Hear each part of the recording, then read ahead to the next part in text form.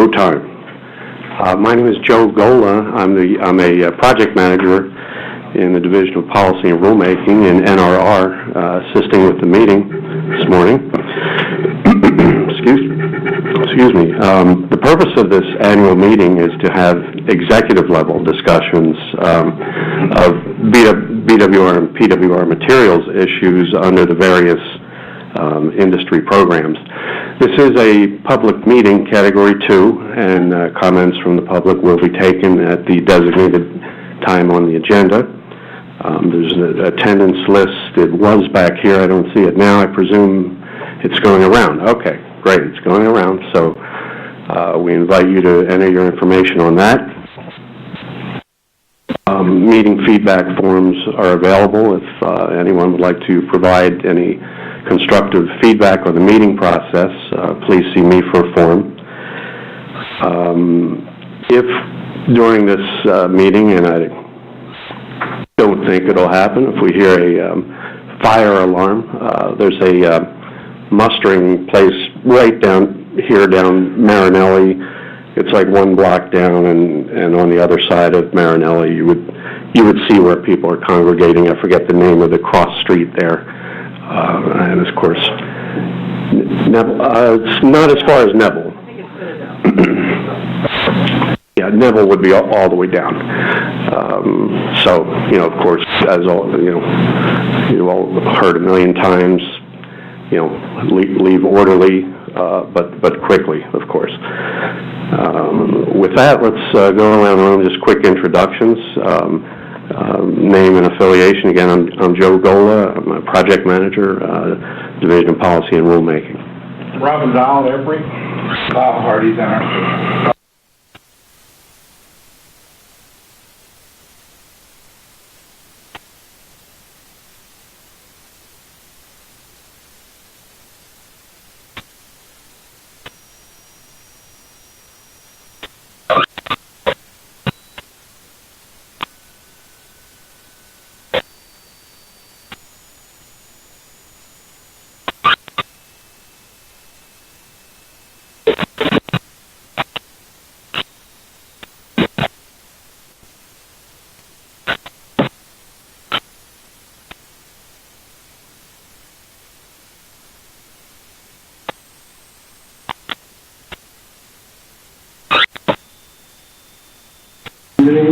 Component integrity grant, applying for a grant fee.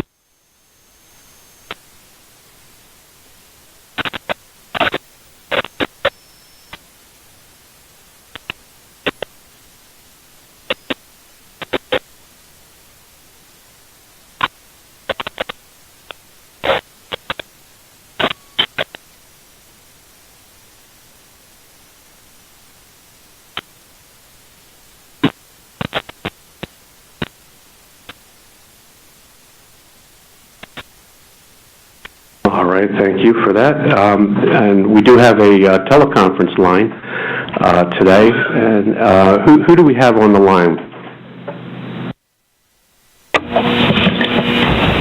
This is Chris Losey with Structural Integrity. Okay, and anyone else? Okay, and folk on the line, just remind you to please *6 to mute your phone.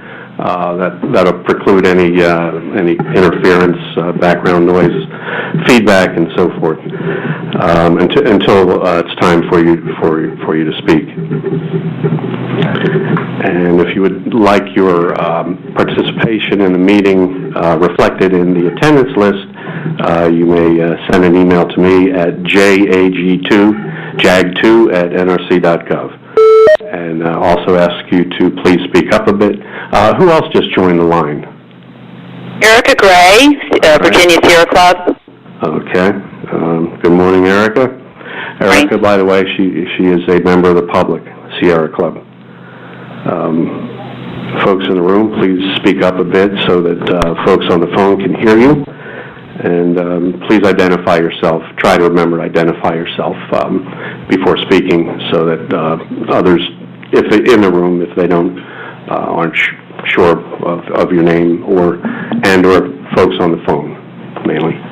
Okay, and with that, That, One more introduction. sure, okay. Bob Caldwell, the Deputy Director. Turn over to Bob Hardee's. All right, thanks.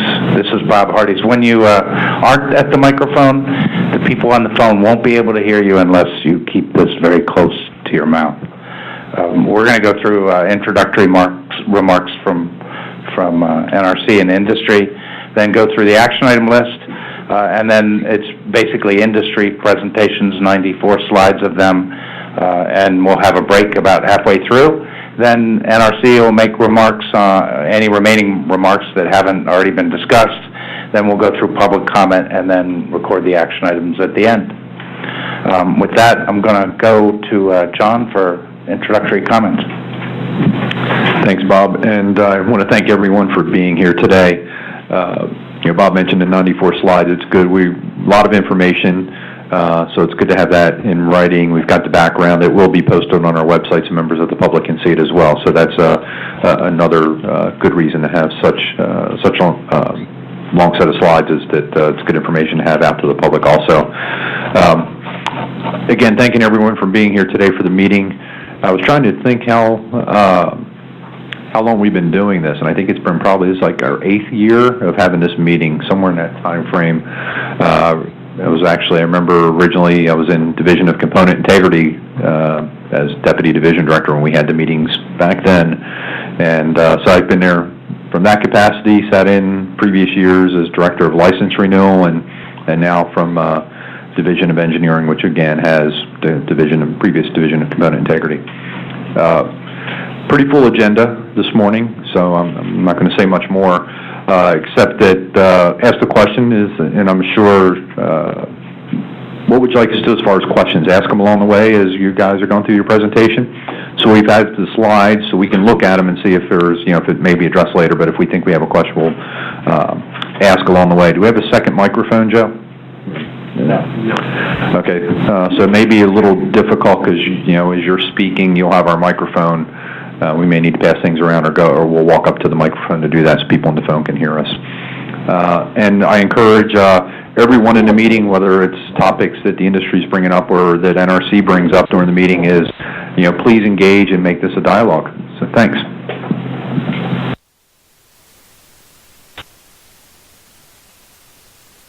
All right, good morning, everybody. As I stated before, I'm Scott Greenlee, and we greatly appreciate these annual meetings. I think they're just a really good opportunity to get face-to-face, make sure that we're all on the same page with quite a few technical issues. As we've mentioned, there are 94 slides. We will not talk about everything in these slides. There's a lot of information that's in there for your use outside of this meeting in case you have to refer back to anything that we've discussed. But we'll generally get into the technical issues at a fairly high level, and if you want to get into more details, just let us know and we'll be prepared to talk to them in more detail. So Robin, are you going to put the presentation up? No, I want to go through introductory remarks. Oh, sorry about that. Action items. Action items, okay. Theoretically, there's a microphone up there, too. So we have 4 outstanding action items from carried over from the last phone call. The first one we keep time after time, and it says quarterly technical and semi-annual executive meetings are useful, basically, and should continue. And that always shows up as ongoing, and that's going to show up as ongoing after this meeting. The second one reads, to ensure... Oh, yeah. There was, when we were going over this, on the build-up to the meeting, we ran out of time on the call in January, and so we made the suggestion that perhaps we need to increase the length of that call. Agreed? We'll double it, or maybe even more. All right. The next one reads, to ensure the best use of resources, the industry and NRC will explore developing a process to assess priorities. And that one shows as ongoing. There was a sort of white paper prepared and circulated, but we're going to have discussion about this item today, so I'm not going to have any action on it. I anticipate that it'll be ongoing, but we'll be discussing it today. The next one reads, the NRC would like to discuss process by which NRC comments are incorporated into guidance or other industry documents that are provided to the NRC for comment, and it lists some timing for when those discussions would occur. This one also shows us ongoing. We know the NDE Center has changed their practice in terms of they hold back some funding so that they have a way to incorporate comments. We've moved some things from the materials world and the NDE world into the ASME code arena, so we can share documents and access to documents in those arenas.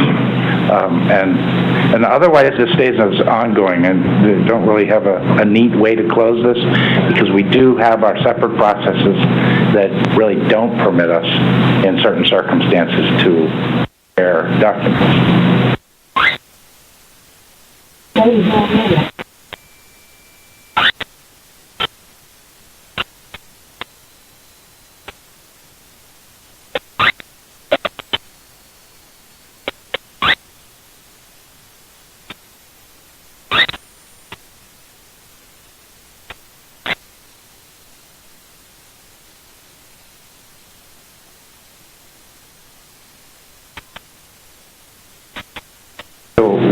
Is there a need to carry this action item? I don't see it.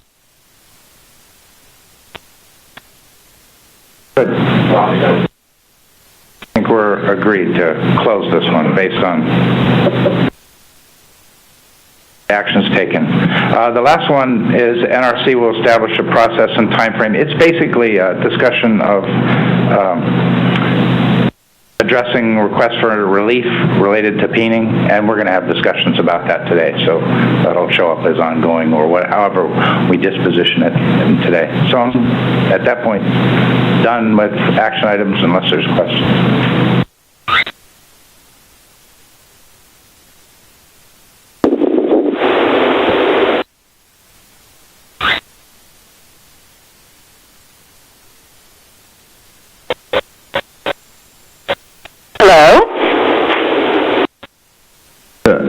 Whether or not we need to keep item 1 on the action item list, I think we keep it there, Chris, just to evaluate more so the periodicity of this meeting. Is annually enough, and having a phone call semi-annually sufficient? So that's really, I think, what the action item is, to evaluate how long the meetings are, whether or not there's still a value.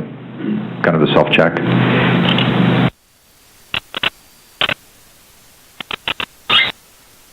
I'm ready to start. I'll just mention for those on the phone as well, for some reason the agenda will not show up on the screen, but the slides are laid out in the order where it'll be the Materials Action Plan Committee with Scott Greenlee, Long-Term Operations with Mike Gallagher speaking, the BWR VIP with Tim Hanley. We show a break at about 9:45, 9:50, and then Scott will talk about the Materials Subcommittee for the PWR Owners Group, and then Dave Zufin will talk about MRP and SGMP, and then we've got some final topics. There's 3 of them that didn't fit neatly in any one of the programmatic discussions, but it was things that we thought would be of interest with the staff that we wanted to raise, so they're at the back end of that presentation. So that's the sequence we'll go through. And then we ran out of time last year, so John, we've tried to leave the 45 minutes plus for those things that didn't get covered in the presentations for the staff to go through, if that's okay. Thanks, Robin. Appreciate that. Yeah, and we do have those 45 minutes, but our expectation is, and for everyone in the room, is that most of the issues where the staff has an interest are items you're talking about. So as part of your discussion, you'll have our engagement on those items, which is why we have a smaller amount of time for the NRC discussion, because similar topics. Also, I'm sorry.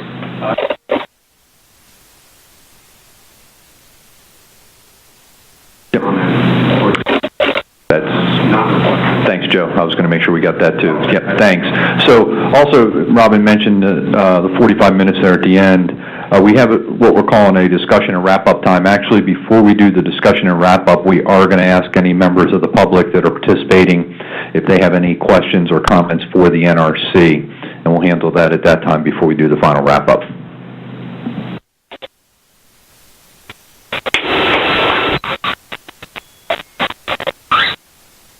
Hello? Can anyone hear me? Yes. Yes, we can hear you. Yeah, there's lots of y'all are coming in and out. Yeah, that's because we have one microphone, and we're passing the microphone around as we talk, so there will be some gaps while we move the microphone back and forth. Okay, well, there seem to be some longer gaps in between, so, okay. Okay, with that, we're going to go ahead and get started. As stated previously, I am Scott Greenlee. I'm the technical chair of the MAPC, and we'll talk briefly in a couple of slides as to what, how our program structure is actually set up. You'll see Bill Patisa's name up at the top of this slide. He is the Chief Nuclear Officer for Duke, and Bill is the Executive Chair for the MAPC. And we do that because Bill is a Chief Nuclear Officer, has a link back into the other Chief Nuclear Officers through NSIAC. And so if there are any issues of significance that the Chief Nuclear Officers need to know about, Bill is our link back into the rest of the industry and the other Chief Nuclear Officers to have those discussions. And we do that quite frequently. When there are issues, for example, the recent issue with fatigue, failures in the industry, that was one of the ones that was emergent and went back into the Chief Nuclear Officers for discussion so that they understood why we were making changes to the program. So with that, the next slide is just an outline of what we're going to talk about. I won't go over this. We'll just get right into the presentation. And so slide 3 is kind of a listing of the different programs that fall under the materials area. And we'll actually show you on the next slide. Go to the next one. Actually, it's the slide after this one, but this slide here shows the overall organization structure in a little better format. And what you can see is the MAPC is the top-level EPRI committee dealing with materials issues, and as such, Bill Patisa and I report into the Nuclear Power Council. Both of us are on the executive committee because we chair one of the major APCs, and therefore we have a link right into EPRI leadership so that we can make sure EPRI leadership is aligned with the direction that we're taking each of the programs. So, and you can see on the right and the left, there are some other programs, long-term operations, which Mike Gallagher is going to talk about. NDE, we are not talking about NDE today because we have separate NDE meetings with NRC, but we do bring in NDE as part of our meeting structure to keep us aligned because NDE obviously is an important part of the direction that we give as part of our materials program. And then, of course, water chemistry, you can see right here, chemistry is a very important part of materials, and so we do link in the water chemistry folks as part of our meeting structure also. So you can see, now go back, Robin, I'll tell you when we need to change the slides. What you can see, though, for the MAPC, the groups that report up to the MAPC, BWR VIP, and of course Tim Hanley's going to talk about the VIP. The PMMP has just a slightly different structure because the MRP, which is the PWR Materials Reliability Program, reports up to the PMMP and Dave Zufin, and then the steam generator programs report up to the PMMP also. You can also see down at the bottom of the slide the primary system corrosion research. That's really our research wing. They do pure research, and we're going to talk a little bit about how we've kind of restructured what they're doing. And then we have the WRTC, which is welding and repair, and so they're also part of our group.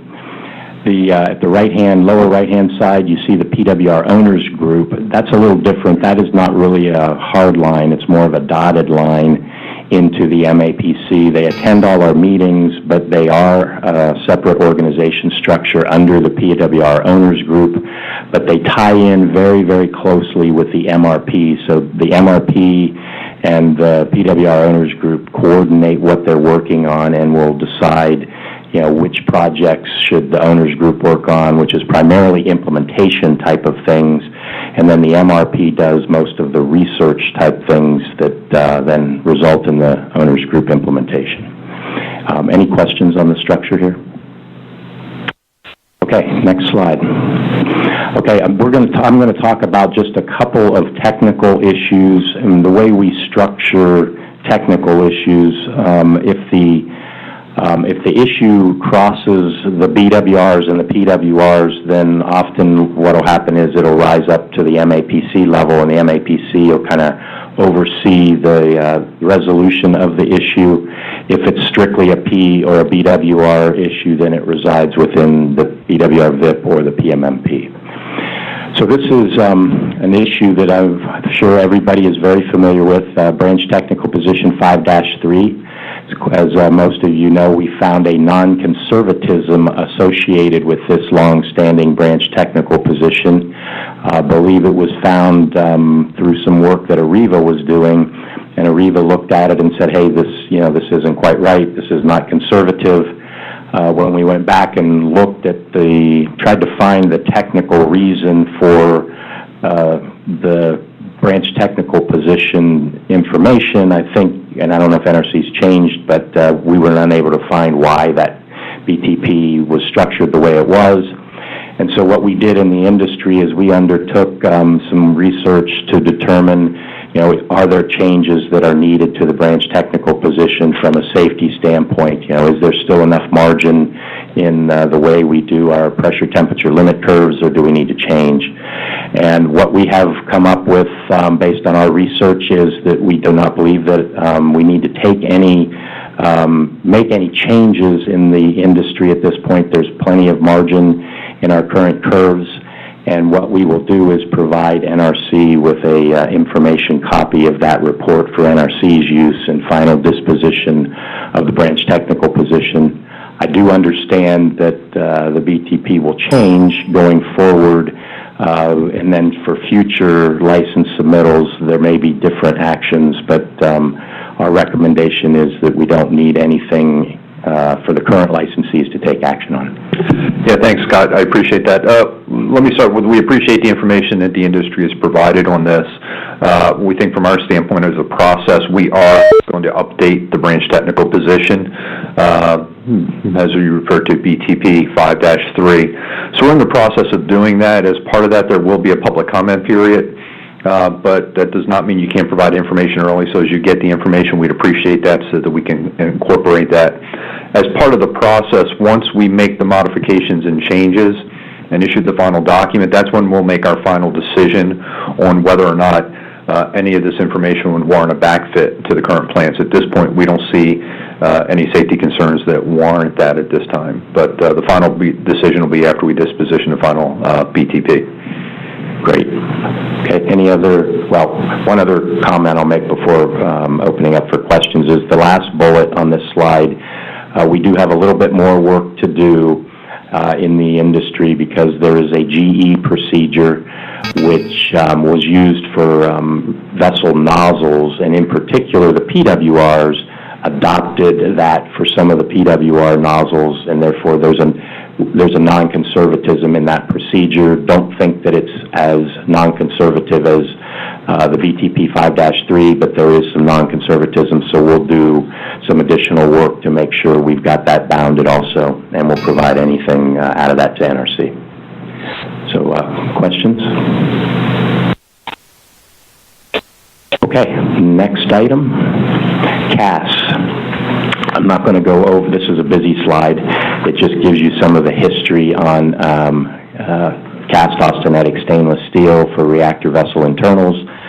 Been a lot of discussions back and forth between NRC and the industry. At this point, industry has put together our technical position on how to treat cast, particularly when it comes to license renewal requirements. That has been provided to the NRC, and we are expecting NRC feedback on our technical position at this point. And so I think that's, unless somebody has any other input on this, that's really where we are at this point. Okay. All right, don't see anything, anybody disagreeing with that. Let's go on to irradiated stainless steel crack growth models. This is another one where we have done quite a bit of research. We think we have some very good models for irradiated stainless steel crack growth. And our intention at this point is to proceed forward. There's a couple of different ways you can go with these technical reports. We could submit them to NRC for review, but in this particular case, we've decided we're going to go through the code review process. So we will start code work this year, and once we get that endorsed by the code, then there'll be an opportunity for NRC to review that product as part of the code reviews. Thanks, Scott. Appreciate the fact going through the code. We always do that's the a preferred way of going forward, because it will get codified then through a rulemaking and go for public comment at that point. With that said, normally going through code committees as well as going through the NRC rulemaking does take some time. Is that going to be a concern from your perspective, and will actions be needed earlier with respect to this? I don't think so, but Robin, you can correct me if I'm wrong, but the information is available to the industry, so we can use it in our, as we do vessel internals work and we find flaws. We would intend to use this. Obviously, down the road, if NRC has a disagreement with it, we'll have to, we may have go back and re-review some of the previous assessments we've done, but we'll use this information as we go forward, and then if NRC sees a flaw in our thinking, we'll go back and revisit what we've done. Yeah, and John, to go with that, the crack growth model here goes out to 47 DPA. The BWRs particularly won't likely need this crack growth rate for 5 or 6 years based on the way they're accumulating fluents. The PWRs have got crack growth rates that they're currently using, so I see this augmenting it and going for the future. That being said, the report can be made available to the staff for information only. Rob and I have talked about that, what was the right vehicle to do it. So if we get a request from the staff, then we could provide it that way, and it's just proprietary because it's got multiple vendors' data, and we're not at liberty to share their data. So we've written 2 papers, one at Environmental Dig, one at the PVP, that will be the basis for the code case that we're working on. And we're going to do a code case to try to fast track it, so it would be a basis for a relief request.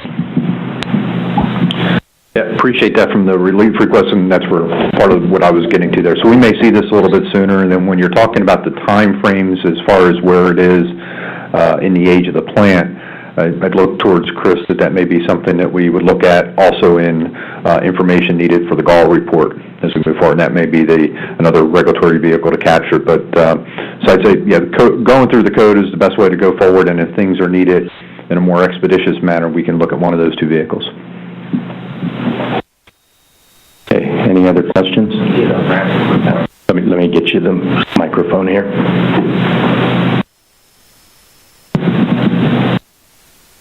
Yeah, so Robin, you talked about the availability of a report that you're suggesting that could be available to the staff on an earlier basis.